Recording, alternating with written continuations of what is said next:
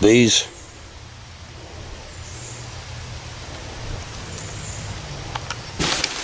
And then off the old Bessie. And fenders off of that. Took truck ends for inspection and it failed because of the rust. Stuff like that, you know, typical square body. And tires failed. Sucks because there's plenty of meat on them yet. And he's right, they'd come apart at highway. Yeah. This thing is lucky to see 40 mile an hour, but still, we're doing it. I got cab corners already on. These, I think these were kind of like, you'd just sort of slap them on over everything that was rusted. And I didn't like that, so I fitted them. That's a cut right there. I just cut the rod off, and then that's butt welded together. And it's not horrible, I guess. You know, maybe somebody with body filler or whatever could make that look like something, but that ain't me. And inside, you know, you got like that. And it's a little scabby in there yet. It should, that should be good for him. I gotta do a little spot on the door here. I think that's okay on the other side. This fender arch is alright. However, this one ain't. I did the other cab corner. This door skin seems relatively solid. I don't know. We'll see what happens after I go over it with the wire wheel. See what kind of Bondo I end up stripping off of there. I had to do a little different for the fitting on this one, but you know, it came out all right. This cab had some corners on it too, just pop riveted on there, and the guy that did it didn't bother moving the bed out of the way. Well, this was a friggin' contractor box, so I almost can't blame him. But they were just pop riveted, and on the inside it was just loose. You know, what's the point? Don't even bother, you know. And they were just cab corners that plated right over the rotted shit, you know, so you're not cutting out any of the rot, you're just putting on a Band-Aid. We'll be going with the BF Goodrich on this too, and these are bigger tires, so instead of 850 it's like 950 or something. Tires are actually down at the shop. I planned on doing this and all this rust and crap, and I planned on doing all that, but not yet. But my inspection mechanic that I've been going to, Bill Kramer in Foundryville, he's really slipping anymore. There was ball joints on the Bronco and a wheel bearing that was severely out of adjustment and needed repacked. He didn't even have it on the lift. He just slapped a sticker on it, and that's all he's been doing with this and my wife's wagon. And I thought, I've been going to him for 20 years, and I thought, you know, he did do good work. You know, if he found problems, he'd tell us about it, and after a while he'd just put a sticker on and send it back, and we'd have it fixed as soon as we got it back. You know, he knew that, and he trusted us, so he'd put a sticker on for us. But lately he's just slapping them on there, and that's not what I want to pay for. I want a good shakedown. Well, we went to a different shop, and this shop is actually doing his job. And for the longest time I was thinking this cosmetic rust didn't matter. Well, it apparently does, or you know, the inspection mechanic don't like it, whatever. It's his ball game. But you know, he's actually driving the thing around, putting it up on the lift, getting in there with the pry bars, shaking stuff, rattling stuff, you know, so that's okay. You know, it's going to make it a better truck anyways. 7 different colors, 8 different trucks, and it doesn't even know what the hell it is. It probably started off as a Scottsdale or something. Then it went to a Custom Deluxe 20, and now it's a Sierra 15 GMC Chevy and late model bed. It's a Heinz 57. I got to get a big decal Heinz 57 on the back. It'd be kind of cooler if that was a Ford or a Dodge bed back here. Because hell, this late model bed, it's just as foreign to this truck as any other bed would be. So I had to do a bunch of crap. When I did the fenders, I did this wheel housing over here. That came off the GMC, and that was in pretty good shape. So, you know, we stuck it on while we were there.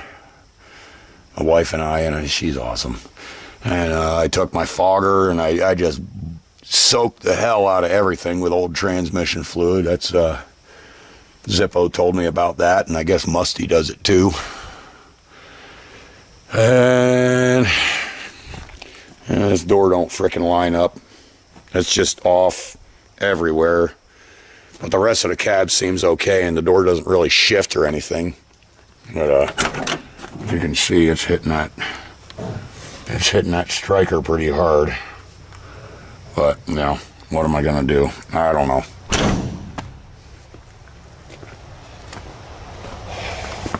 Seems like all of these old square bodies, you gotta kind of shut the doors like you mean it. But I don't think they're supposed to be that far off. And, you know, the hood is, I think that's in the hinges. If I got a new set of hinges, I'd probably lay in there better. I'm not too worried about it, you know. Oh boy, let me see here. Can I get this one-handed? Hang on. There we go. But still opens fine, and I had the hinges and everything off to do the fenders, because that's where the hinges bolt. This fender, wheel housing, whatever, this actually wasn't bad. Like down in there was a whole bunch of shit just caught up in there. But somehow it wasn't all rotted out. You know, it was just a little surface rust, and we wire wheeled that and blew the insides of both of them. Is everything. Everything old transmission oil. When I had these fenders off, I was going in the holes there and just blowing everywhere I could with transmission fluid. And when I had all my bolts, I had all the bolts in a coffee can and blew all over them with transmission oil and soaked them real good. So today I'm gonna get some primer and paint on this thing and let that dry, blow the inside of it with transmission oil, and then I'm gonna come over here. Got a couple of pop rivet holes I gotta close up. There's still some rivets in those. I'll knock those rivet heads out and close them up. I gotta close this up. Then do my door skin and that fender arch. I'm just gonna build a fender arch out of the metal I got laying around. Probably. I don't think I want to wait for a fender arch, and I don't want to buy that whole frickin' plate, and I don't really know exactly what year this is. I'm figuring it's like a 90s something, but I don't know. So I'll just build something. Actually, the inspection dude was just worried about people getting caught on that jagged rust and getting cut up. He said, go ahead and tape it over if that's what you want to do. No, that's crap. Kind of a shame this fender got a little bit waffled, but no, it's in good shape. These were replacement fenders. Oh, I got a little spot right there I got to do. And I got a couple on the bed. Yeah, on the bed here. I gotta do some back there, you know. But at the end, might not look great, but yeah, and here we go. They just fucking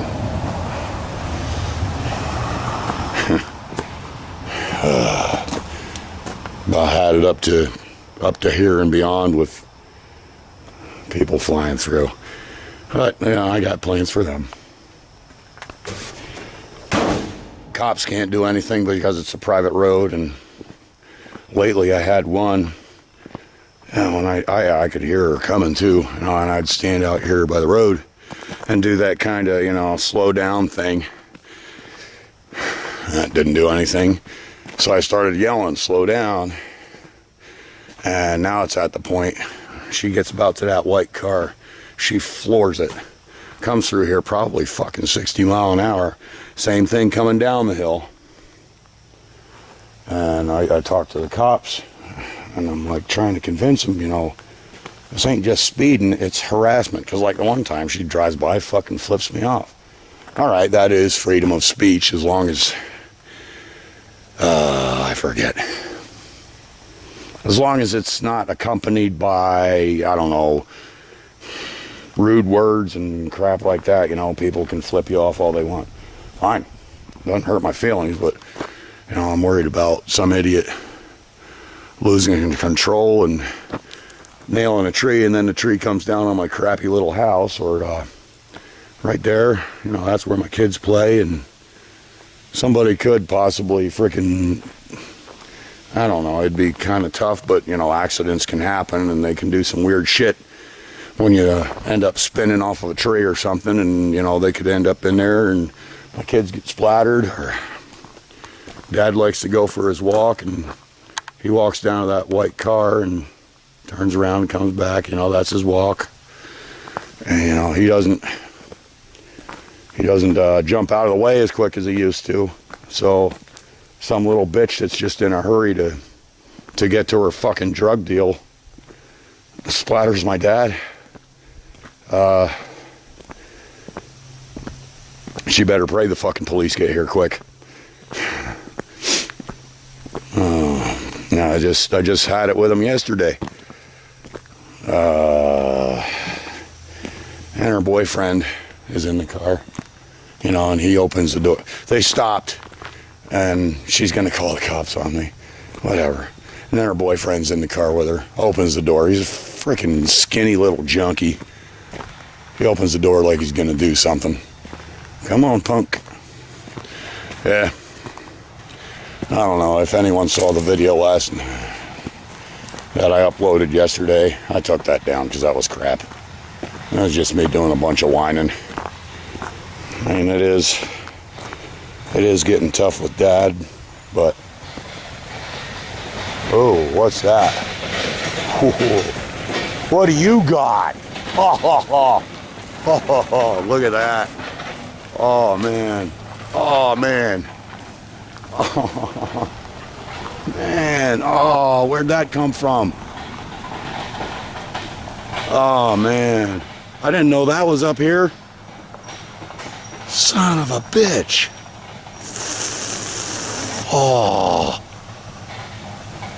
Yeah. All right, well, my wife's home. Friggin' Bronco's doing great. Did a distributor cap and rotor on that. Never saw one so tore up in my life. And when it was raining, it would start screwing up, so that was the impetus to change the cap and rotor. Contacts were all burned up. Surprised it was even running. We were getting like 12.5 miles to the gallon, and she really had to kick it in the ass to get it uphill, and apparently not near so bad now. So, you know, hopefully maybe we'll get like 16 out of it. Yeah, take care, guys. Later.